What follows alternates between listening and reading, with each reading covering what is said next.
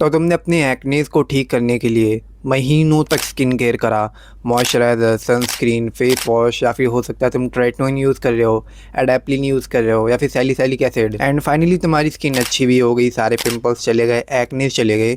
अब तुम्हारी स्किन पहले से और ज़्यादा बेटर हो गई, बिल्कुल क्लियर हो गई है तुम्हारी स्किन। लेकिन एग्जैक्टली 2 या 3 वीक बाद तुम नोटिस करते हो कि तुम्हारे फेस पे एक पिंपल आया, देन दूसरा, देन तीसरा, और ऐसे करते करते तुम्हारा फेस दोबारा से पिंपल से भर चुका है। वापस से तुमको वही सेम प्रॉब्लम फेस करनी पड़ रही है जिसे तुमने आज से 2 या 3 वीक पहले फिक्स करा था। एंड ओबियसली बंदा काफ़ी ज़्यादा डीमोटिवेट हो जाता है एंड काफ़ी ज़्यादा कंफ्यूज हो जाता है कि ऐसी मैं क्या मिस्टेक कर रहा था जिसकी वजह से बार बार मुझे पिंपल एंड एक्नेस देखने को मिलने। अभी तो मैंने इसे ट्रीट करा था और वापस से आ गए ये। तो आज की इस वीडियो में हम लोग कुछ ऐसी मिस्टेक्स डिस्कस करने वाले हैं जिससे कि हो सकता है कि तुम रिपीट कर रहे हो और उसकी वजह से तुम्हारे पिंपल एंड एक्नेस ठीक होने के बाद भी बार बार वापस आ जा रहे हैं। सबसे पहली एंड सबसे बड़ी मिस्टेक तुम्हारी यही है कि तुम एक्ने को ऐसी प्रॉब्लम समझते हो जिससे कि वन टाइम ट्रीटमेंट चाहिए। अगर एक बार मैंने अपने एक्ने को फिक्स कर लिया तो लाइफ टाइम मुझे कभी एक्नेस नहीं आ सकते। बट एक्ने एक्चुअल में एक ऑन गोइंग प्रोसेस है। इसे वन टाइम इवेंट की तरह मत देखना जैसे तुम्हारी शादी एक बार होती है। तुम्हारी स्किन पे ये जो ऑयल ग्लैंड्स हैं ये लोग हमेशा ऑयल को रिलीज कर रहे होते हैं एंड डेड स्किन सेल्स भी टाइम टू टाइम निकल रही होती है, और इसी की वजह से ये जो तुम्हारे पोर्स हैं उनके क्लॉग होने के भी चांसेस होते हैं। और ये कोई ऐसी चीज़ नहीं है जो कि तुमको सिर्फ एक ही बार देखने को मिलेगी, ये चीज़ तुमको कभी भी मल्टीपल टाइम्स देखने को मिल सकती है, और इसी की वजह से तुमको पिंपल एंड एक्ने वापस से अपने फेस पे देखने को मिल सकते हैं। और इसलिए जब तुम किसी प्रोडक्ट का यूज़ करके अपने एक्ने एंड पिंपल को ठीक करके तुरंत उस प्रोडक्ट को यूज़ करना बंद कर देते हो क्योंकि तुमको ऐसा लगता है अब तो पिंपल एंड एक्ने चले गए, अब तो इसे यूज़ करने का क्या ही फ़ायदा, तो इसे अब यूज़ करना छोड़ देता हूँ। और तुम्हारी इसी मिस्टेक से हम लोग मूव करते हैं हमारी सेकेंड मिस्टेक पे, जो कि है ट्रीटमेंट को बीच में ही बंद कर देना। मैंने एक चीज़ काफ़ी सारे लोगों में नोटिस करी है, जैसे इनके पिंपल एंड एक्ने जाते हैं, जैसे इनकी स्किन क्लियर होती है, जैसे इनको थोड़ी सी भी इंप्रूवमेंट देखने को मिलती है ना, ये लोग उस रूटीन को वहीं पर डंप कर देते हैं जैसे कि इनके पार्टनर ने इनको डंप करा था। ये लोग देखते भी नहीं है कि ये ट्रीटमेंट इनको किसी डॉक्टर ने बताया है, या फिर ये लोग कोई सैलिसिलिक एसिड यूज़ करें या फिर ट्रेटनोइन या फिर एडाप्लिन को यूज़ कर रहे हैं।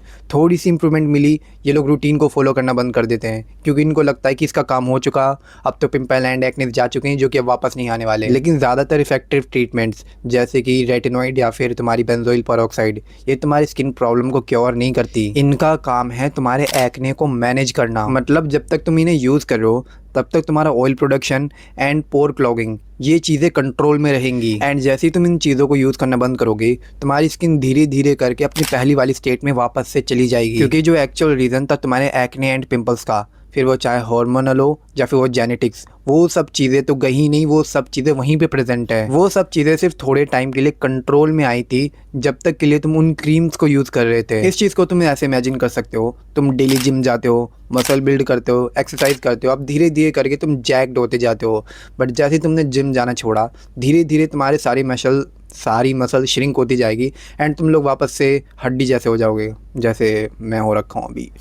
वहीं अगर तुम चाहते हो कि मुझे मस्कुलर दिखते रहना है तो तुम जिम को नहीं छोड़ोगे, तुम जिम जाते रहोगे। भले ही तुम वीक में 6 के 6 दिन नहीं जाओगे, तुम वीक में 2 या 3 दिन ऐसे जा सकते हो, उससे भी तुम्हारे मसल मेंटेन रहेंगे। सेम उसी तरीके से अगर तुम्हारे डर्माटोलॉजिस्ट ने तुमको कोई क्रीम यूज़ करने को बोली या फिर कोई ट्रीटमेंट तुमको बताया है तो तुमको उसे फॉलो करते रहना है।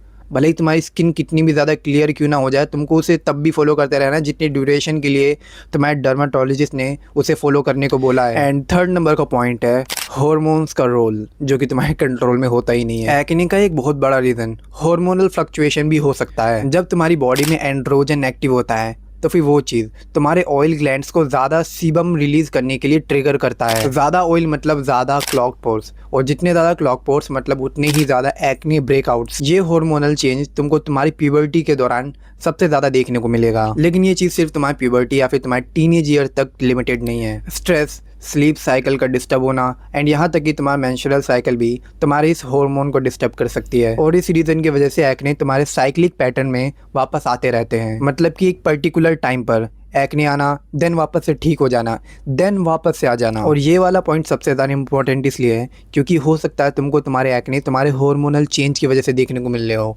अगर हार्मोनल चेंज की वजह से अगर तुमको एक्ने पिंपल देखने को मिल रहे हैं तो फिर वो चीज़ सिर्फ स्किन केयर से तो ठीक नहीं होने वाली, क्योंकि इस केस में रूट कोज तुम्हारी स्किन पर प्रेजेंट नहीं है, तुम्हारी बॉडी के अंदर प्रेजेंट है।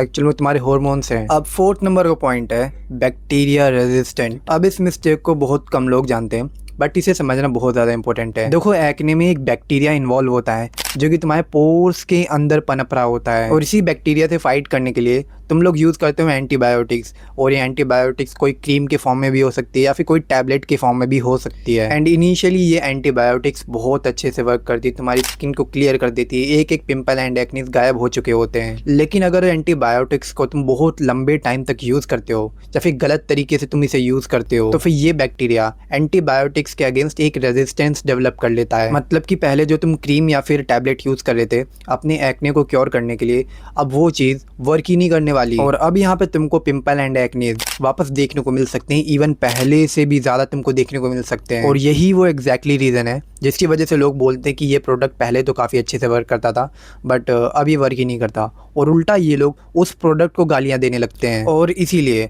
अगर तुम कोई भी एंटीबायोटिक्स वाली क्रीम या फिर टैबलेट यूज़ कर रहे हो तो मेरे अकॉर्डिंग तुमको किसी न किसी डर्माटोलॉजिस्ट की निगरानी में ही यूज़ करना चाहिए। और अगर तुम चाहते हो कि मैं पर्सनली तुमको तुम्हारी look maxing journey, self improvement journey या फिर इस एक्ने जर्नी में तुम्हारी हेल्प करूं तो तुम मुझे मेरे इंस्टाग्राम पे डीएम कर सकते हो। अगर तुम मेरे साथ 1-on-1 कोचिंग कॉल भी बुक करना चाहते हो तो उसके लिए भी तुम मेरे इंस्टाग्राम पे डीएम कर सकते हो, तो लिंक तुमको डिस्क्रिप्शन में देखने को मिल जाएगी। आई होप वीडियो तुम्हारे लिए काफ़ी ज़्यादा इन्फॉर्मेटिव रही होगी। Thanks for watching, love you all and stay sexy guys.